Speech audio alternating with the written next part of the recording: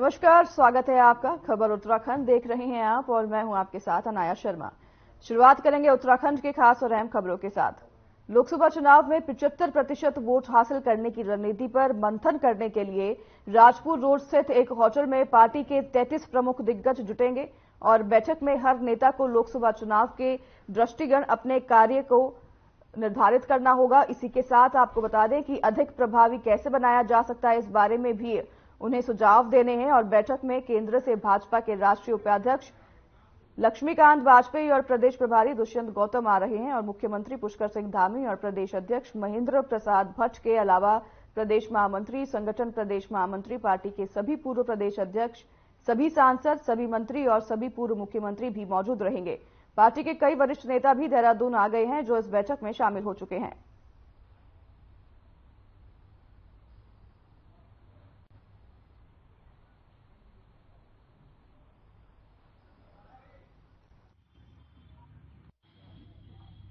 नहीं, ये तो जो एजेंडा तय किया होगा पार्टी ने वही रहता है। मोटा माटी ये होता है कि संगठन अच्छी तरह से काम कर रहे हैं, हम लोग नीचे स्तर तक कहां तक गए, बूथ कैसा काम कर रहे हैं, शक्ति केंद्र पर क्या है, हमने होल टाइमर रखे हैं वो कैसा है, ये तमाम चीजें होती हैं।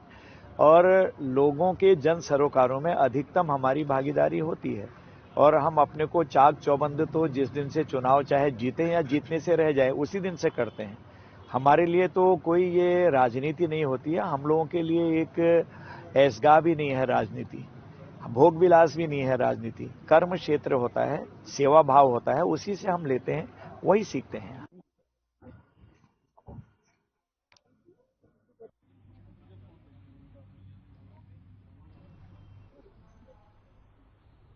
लोकसभा चुनाव में 75% वोट हासिल करने की रणनीति पर मंथन करने के लिए राजपुर रोड स्थित एक होटल में पार्टी के 33 प्रमुख दिग्गज जुटेंगे।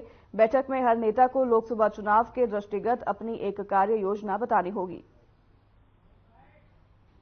हम देहरादून के एक मशहूर होटल मधुबन में मौजूद हैं और यहाँ पर जो है बीजेपी की एक अहम बैठक चल रही है।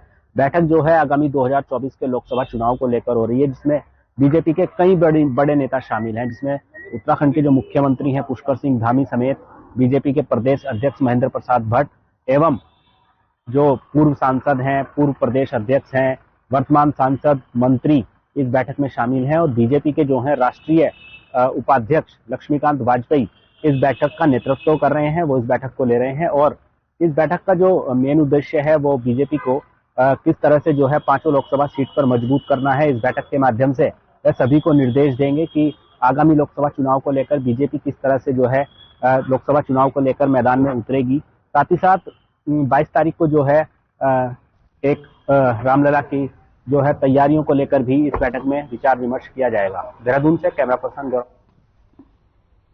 अंकिता भंडारी हत्याकांड में आए नए घटनाक्रम पर उत्तराखंड कांग्रेस मुख्यालय में प्रदेश कांग्रेस अध्यक्ष करण मेहरा ने प्रेस कॉन्फ्रेंस की, जिसमें उन्होंने बीजेपी पर जमकर हमला बोला।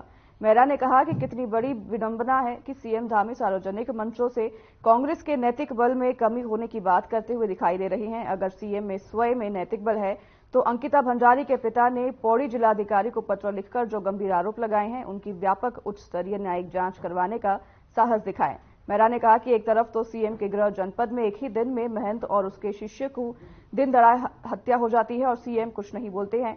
अब उन्होंने सीएम को नैतिक बल की कमी कांग्रेस में ढूंढ रहे हैं, ऐसा कहते हुए उन्होंने अपना बयान दर्ज कराया है। अंकिता मर्डर केस में एक नया चीज सामने आई है। अंकिता के पिताजी का एक पत्र ये कल प्रेषित हुआ है, जिसमें उन्होंने बीजेपी के एक बड़े नेता, आरएसएस के बड़े नेता अजय कुमार पर आरोप लगाया है।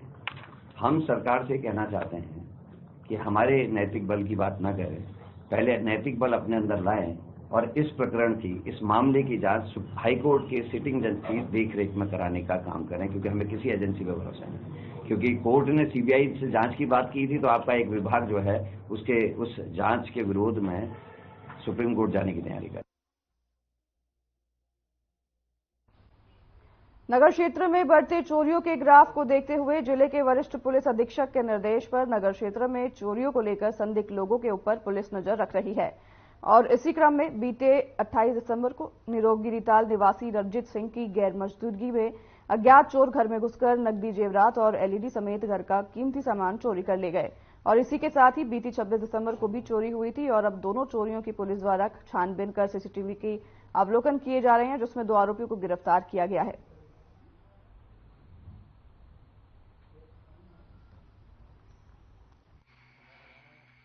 ये थाना क्षेत्र में 2 परिवारों में चोरी हुई थी जब दोनों परिवार बाहर थे। तो इसमें दोनों, एक घर से कुछ जेवरात और स्कूटी और दूसरे घर से एलसीडी और कुछ जेवरात गए थे। इस पर हम लोगों ने थाना स्तर पर टीम बनाकर, जिसमें एसआई जितेंद्र कुमार और एसआई सोमवीर सिंह, इन दोनों के लीडिंग में हमने एक टीम, 2 टीमों का गठन किया और इसमें हम लोगों ने कुछ लोकल एसपीओ से भी मदद ली थी और सर्विलांस वगैरह से चेक करते हुए हमने ट्रेस किया इन चोरों को। और इसमें ये प्रकाश में आया कि 2 संदिग्ध लड़के हैं, शादाब और आसिफ, जो दोनों ही ठाकुर द्वारा मुरादाबाद के रहने वाले हैं। खबर रायवाला से है, जहां मोबाइल टावर से बैटरी चोरी करने वाले इलेक्ट्रिक इंजीनियर को पुलिस ने गिरफ्तार कर लिया है।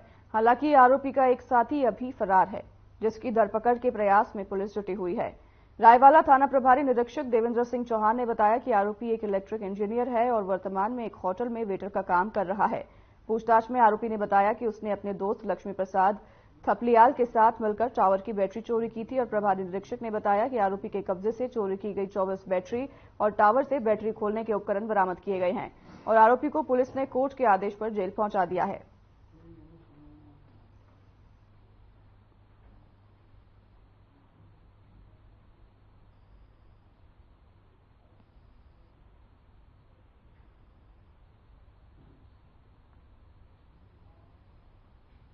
गुरु पर्व के उपलक्ष्य में गुरुद्वारा श्री हेमकुंड साहिब ऋषिकेश में निःशुल्क स्वास्थ्य शिविर का आयोजन किया गया। स्वास्थ्य शिविर में 50 से अधिक बीमारियों के स्पेशलिस्ट डॉक्टरों ने अपनी सेवाएं दी। शिविर में करीब 3000 लोग स्वास्थ्य प्रशिक्षण कराने के लिए पहुंचे, जिनका स्वास्थ्य प्रशिक्षण करने के बाद डॉक्टरों ने संबंधित बीमारियों की दवाइयां लिखकर दी। शिविर में सभी मरीजों को दवाइयां भी फ्री में उपलब्ध कराई गई। इसके साथ ही जरूरतमंद मरीजों के पैथोलॉजी लैब टेस्ट और अल्ट्रासाउंड भी फ्री में किए गए। इस दौरान 40 लोगों ने मरीजों की जान बचाने के लिए रक्तदान भी किया। इस दौरान गुरुद्वारा श्री हेमकुंड साहिब के अध्यक्ष नरेंद्रजीत सिंह बिंद्रा ने बताया कि शिविर लगवाया जाता है, जिसका मकसद यही रहता है कि ज्यादा से ज्यादा गरीब मरीज स्पेशलिस्ट डॉक्टरों से अपना चेकअप करवा सकें।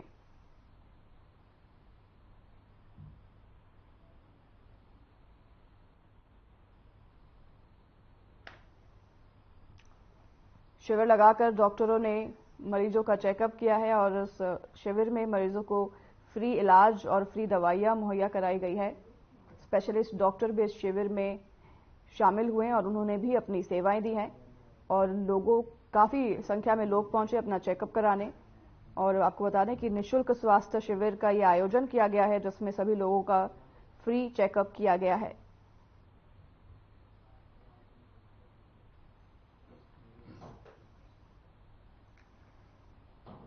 निःशुल्क स्वास्थ्य शिविर का आयोजन, जिसमें लोगों का फ्री में चेकअप किया गया है। लोगों को दवाइयां भी इस शिविर में दी गई है। लोगों का स्वास्थ्य चेकअप निःशुल्क किया गया है और काफी संख्या में लोग भी यहां पर शामिल हुए। इस शिविर में स्वास्थ्य चेकअप कराया है लोगों ने। यहां पर आपको बता दें कि निःशुल्क स्वास्थ्य शिविर का आयोजन किया गया था, जिसके तहत सभी लोगों का फ्री में चेकअप किया गया है।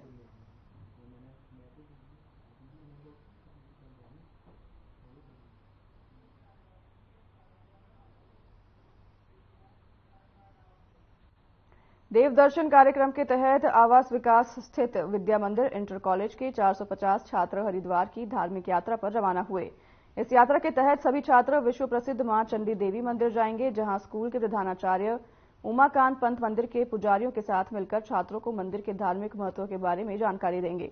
बता दें कि इस धार्मिक यात्रा का शुभारंभ विद्या मंदिर इंटर कॉलेज से किया गया। यात्रा पर जाने वाली बसों को स्कूल के प्रधानाचार्य उमाकांत पंत और पूर्व प्रधानाचार्य गिरोध शर्मा ने हरी झंडी दिखाकर रवाना किया। मीडिया प्रभारी नरेंद्र खुराना ने बताया कि विद्या भारती के सभी स्कूलों में इस प्रकार के कार्यक्रम किए जा रहे हैं, जिससे छात्रों को सनातन संस्कृति और मंदिरों के धार्मिक महत्व की जानकारी मिल सके। स्कूल की ओर से देवदर्शन कार्यक्रम आयोजित किए जाने पर अभिभावकों ने स्कूल प्रबंधन वर्ग का आभार भी व्यक्त किया।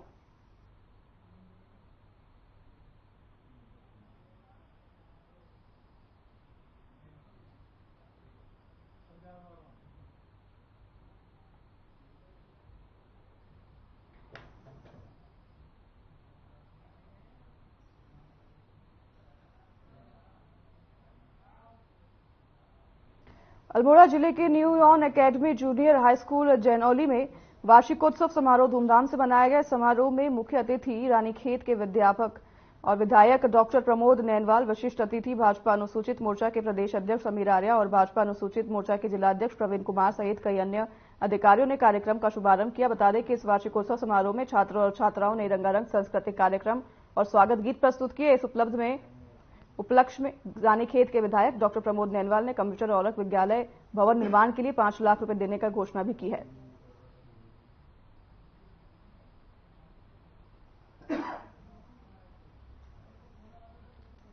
New on academy junior high school Ranikhet Jainoli में वार्षिकोत्सव में प्रतिभाग किया, जिसमें मुख्य अतिथि के रूप में रानीखेत के पूर्व विधायक यशस्वी डॉक्टर प्रमोद नैनवाल जी ने प्रतिभाग किया और विशेष अतिथि के रूप में हमारे उत्तराखंड प्रदेश के यशस्वी प्रदेश अध्यक्ष आदरणीय अनुसूचित मोर्चा आदरणीय अमीर आर्या जी ने प्रतिभाग किया। कई गणमान्य व्यक्ति वहां पे पहुंचे और बच्चों द्वारा रंगारंग कार्यक्रम किया गया। विद्यालय के प्रबंधक आदरणीय शंकर राम जी द्वारा सभी अतिथियों का स्वागत किया गया फूल मालाओं से और अंग वस्त्र से और प्रतीक चिन्ह के माध्यम से। सब जितने भी अतिथि वहां पे पहुंचे थे विद्यालय परिवार द्वारा स्वागत किया। मैं विद्यालय परिवार को एक बार धन्यवाद देना चाहता हूं। और वहां के छात्रों द्वारा रंगारंग कार्यक्रम, बहुत सुंदर कार्यक्रम बच्चों द्वारा वहां पे दिखाए गए और विद्यालय प्रबंधक जी से बात हुई और बताया गया कि विगत वर्षों से नवोदय विद्यालय और सैनिक स्कूलों में और अन्य जो है जैसे पुलिस में हो गया, सैनिक में, सेना में हो गया, कई बच्चों का वहां से चयन हुआ है। बड़ा अच्छा उस विद्यालय परिवार में जाने का अवसर हमें भी मिला और बहुत अच्छा लगा क्योंकि विद्यालय परिवार लगातार उन्नत कर रहा है। और सबसे बड़ी बात यह है कि अभिभावक और अध्यापकों के बीच बहुत अच्छा तालमेल है।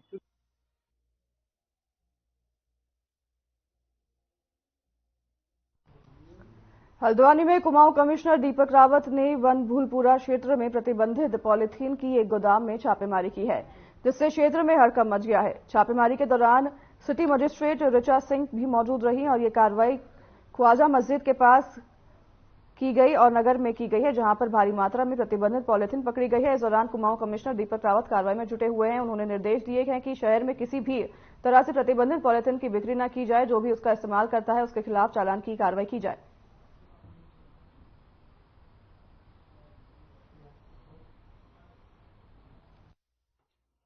बनभूलपुरा के इस इलाके में प्रतिबंधित पॉलीथीन जो है, इसमें सिंगल यूज प्लास्टिक है, कैरी बैग्स हैं, जिनको भारत सरकार, उत्तराखंड सरकार, ऑनरेबल हाई कोर्ट्स के अलग अलग आदेशों में एनजीटी के द्वारा उनको बैन किया गया है। और ये बताने की अब कोई आवश्यकता भी नहीं है कि क्या क्या इसके दुष्परिणाम हमारे एनवायरनमेंट के लिए सभी जानते हैं। बहुत समय से नगर निगम ने इसका बहुत अच्छा प्रचार प्रसार भी किया और सभी को वार्निंग्स भी दी इसको रोकने। और इसमें माननीय मुख्यमंत्री जी भी इसको लेके बहुत सजग रहते हैं और समय समय पे जब समीक्षाएं होती हैं तो उसको बात को पूछा जाता है। इसकी एनवायरमेंटल कॉस्ट बहुत ज्यादा है, बहुत नुकसान हो रहे हैं, नदी नाले चोक हो रहे हैं, मवेशी इसको कई बार खा लेते हैं।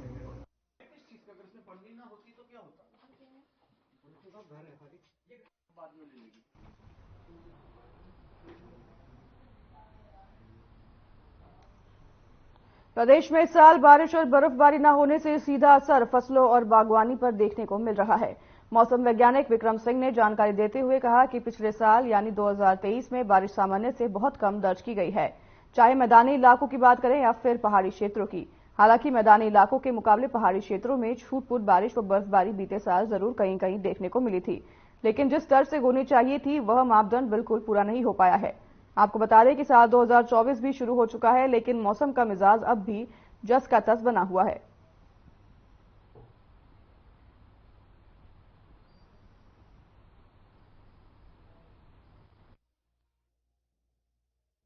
बिल्कुल, देखिए जो अभी सीजन आपका रहा है जिसमें कि अक्टूबर, नवंबर, दिसंबर ये पोस्ट मानसून सीजन हमारा रहता है 2023 का। तो उसमें देखिए जो 31 दिसंबर तक जो रेनफॉल एक्टिविटी थी तो ओवरऑल हमारी जो है वो डेफिशिएंट रही है। और चाहे मंथ वाइज बात करें, आपका जो है अक्टूबर में भी कम था, -35% ही था। फिर नवंबर में देखें तो उसमें भी जो है -66% था और दिसंबर में ये करीब जो है -75% रहा था। अगर पूरे सीजन की बात करें तो वो भी -52% के करीब हो रहा है। 26.6 mm करीब हमको रेन मिली है, जबकि नॉर्मल हमारा 55 mm है। तो उसी लिहाज से देखेंगे तो बिल्कुल जो पोस्ट मानसून सीजन है, हालांकि ये अगर और सीजन से आप इसका कंपैरिजन करेंगे तो सबसे कम रेनफॉल एक्टिविटी है या फिर हायर रीचेज में स्नोफॉल भी इस दौरान थोड़ा बहुत मिलता है, तो वो सबसे कम ओवरऑल एक्टिविटी की अगर मैं बात करूं तो पोस्ट मानसून सीजन में सबसे कम होती है। सबसे ज्यादा जो रेनफॉल एक्टिविटी हमारे को मानसून में मिलती है।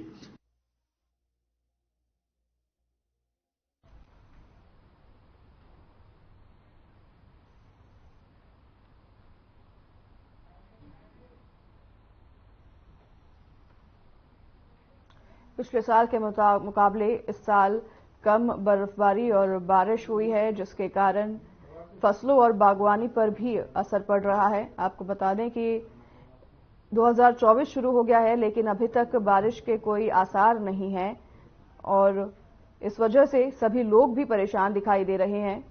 प्रदेश में पिछले साल के अगर आंकड़ों की बात करें तो पिछले साल के मुकाबले इस साल बारिश और सर्द में बर्फबारी बहुत कम हुई है, जिसकी वजह से फसलों और बागवानी पर खासा असर पड़ा है।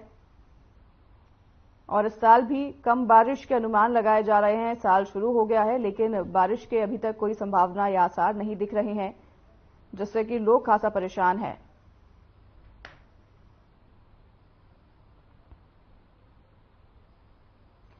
कम बारिश और बर्फबारी होने की वजह से लोगों में खासा परेशानी है। प्रदेश में फसलों पर और बागवानी पर इसका खासा असर हो रहा है।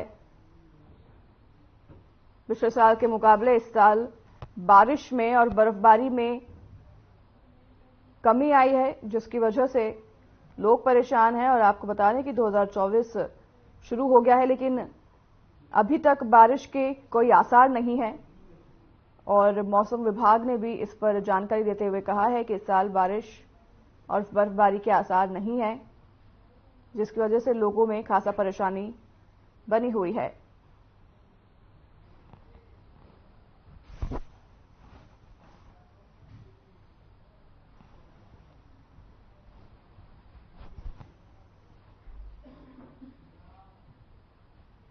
खबर अल्मोड़ा से है, जहां रानीखेत के भदरौंज खान में विधायक डॉक्टर प्रमोद नैनवाल ने 32 करोड़ रुपए की हीरानंद महाराज पंपिंग पेयजल योजना का शुभारंभ किया। हीरानंद महाराज मंदिर में योजना का शुभारंभ हुआ। इस दौरान ककलासो क्षेत्र के ग्रामीणों ने ढोल नगाड़ों और फूलमालाओं से विधायक का स्वागत किया। बता दें कि कई वर्षों से क्षेत्र में पेयजल की समस्या थी और अब पंपिंग पेयजल योजना के बनने में लगभग 26 ग्राम पंचायतों के 46 राजस्व गांव लाभान्वित होंगे।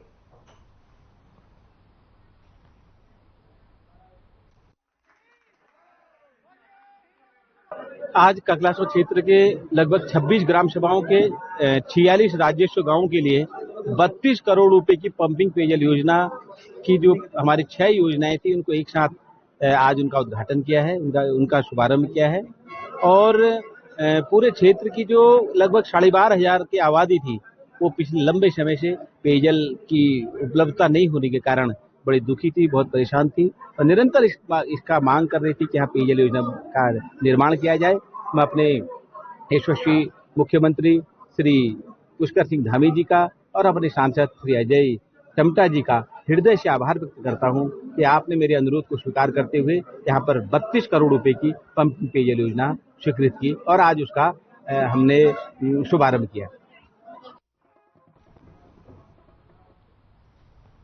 22 जनवरी को अयोध्या में राम मंदिर के निर्माण के बाद रामलला के आगमन को लेकर जहां एक तरफ सत्ता दल भाजपा जोरों शोरों से तैयारियों में लगी है, तो वहीं दूसरी तरफ कांग्रेस पार्टी भाजपा को घेरते हुए नजर आ रही है।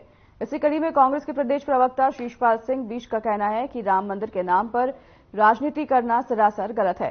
साथ ही उन्होंने कहा कि भगवान राम संत और भक्तों के हैं और इन लोगों को ही कार्यक्रम की तैयारी करनी चाहिए थी, लेकिन राजनीति के जरिए हस्तक्षेप होना शंकराचार्यों के मुताबिक भी जायज नहीं है।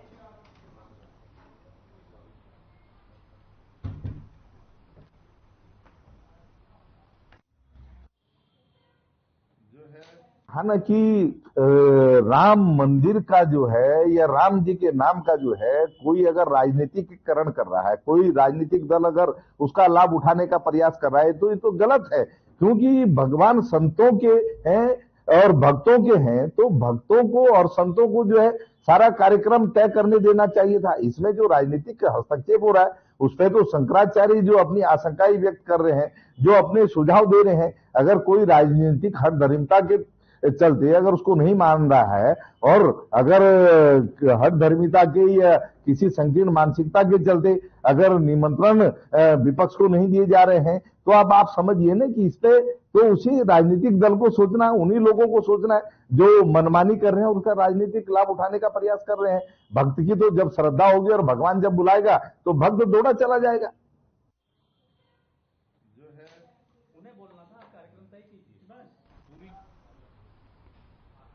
अंकित हत्याकांड मामले में सुर्खियां बटोरने वाले पत्रकार आशुतोष नेगी ने सरकार पर खुद के ऊपर दबाव में SC/ST एक्ट में मुकदमा दर्ज करने का आरोप लगाया है।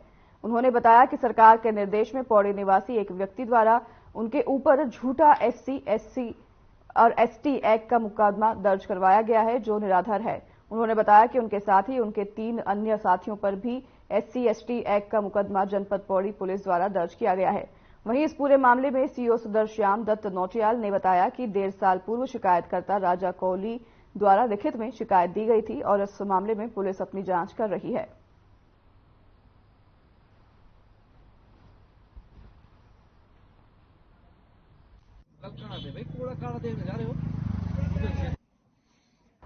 उन्होंने एक आदमी प्लांट किया हुआ है वहां पे, राजेश सिंह राजा कोहली।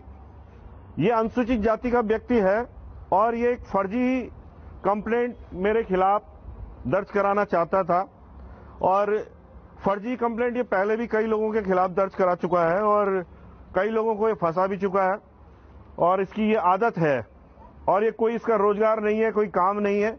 ये पिछले 2 साल से फेसबुक पर मेरे खिलाफ अनर्गल बातें, मेरे परिवार के खिलाफ अनर्गल बातें, मेरे मित्रों के खिलाफ अशोभनीय टिप्पणियां, मेरे परिवार, मेरे स्वर्गीय पिताजी, मेरी पत्नी के खिलाफ अशोभनीय टिप्पणियां करता रहा, जिसकी मैंने एक FIR कंप्लेंट भी थाना पौड़ी में दी थी, जिस पर एज यूजुअल पौड़ी पुलिस ने कोई कार्रवाई नहीं की। ये एक दिन के लिए SSP ऑफिस के पास वहां धरने पे भी बैठा और कल ये पता चला है कि कल जो है एक FIR जो मेरे खिलाफ ये चाह रहा था कि एक फर्जी मुकदमा मेरे खिलाफ कायम हो जाए, एक SC/ST का मुकदमा कि मैंने उस व्यक्ति के लिए अनुसूचित जाति के शब्दों का प्रयोग किया, इस तरह की एक FIR पौड़ी थाने में। एक ये राजा कोहली हैं, वादी हैं, उन्होंने एक प्रार्थना पत्र दिया था। खबर उत्तराखंड देख रहे थे आप। फिलहाल इस बुलेटिन को यहीं करेंगे समाप्त। आपसे लेंगे विदा, हमें दीजिए आज्ञा। नमस्कार।